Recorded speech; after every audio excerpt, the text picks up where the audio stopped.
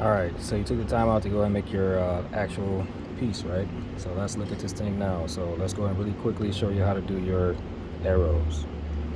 All right, with your arrows, what you want to do is you want to put an arrow on the end of these things. If I show you one time, you'll be able to do the rest.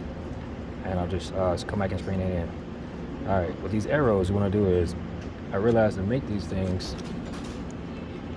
it said a third of the length of the arrowhead. Well, I was confused as ever when I did it, but I kind of figured out the best way to get it. All right, what you want to do is come out an inch, come back an inch, all right, come back an inch, and you want to start your point. You want an eighth of an inch both ways. So you're gonna take this and go an eighth of an inch both ways.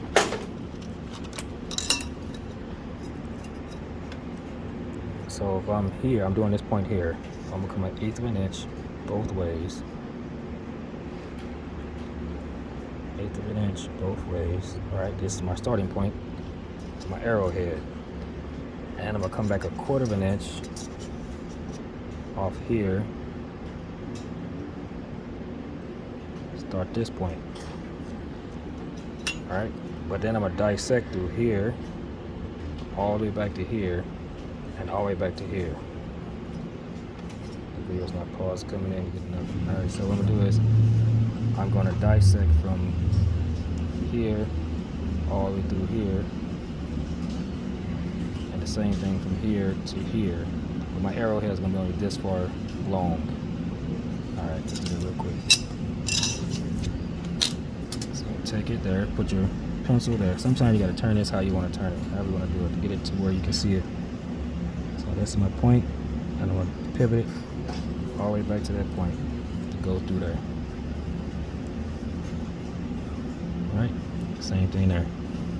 Pivot through here, come back here.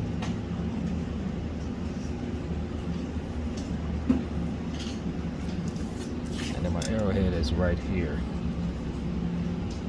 at this point. So all I did was pivot, went there all the way that way, pivot, went all the way back this way. This is my arrowhead. And I'm gonna darken this up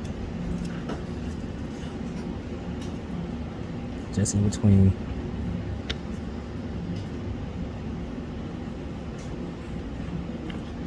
the arrow, what it needs. And I'm gonna erase everything else. These lines on here doesn't matter anymore because in fact I already got my grid established.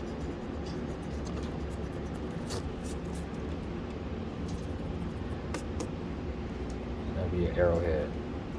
One more time on this side. Again, come over a quarter of an inch. Come back a quarter of an inch. Then go up, come back an inch. Go up to 16th both ways. An eighth both ways. Eighth down. And then I'm gonna pivot from this point out. Put my pencil head there and move this until this dissect that line sticking out here. Draw the line out. Same thing here. Draw the line out. And this little piece right there is my arrowhead.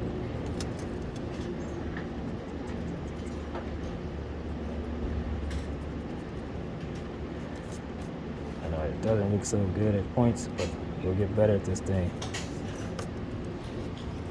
And look at it. You're creating your arrow points, which is these right here. That's how small that is. Look at that.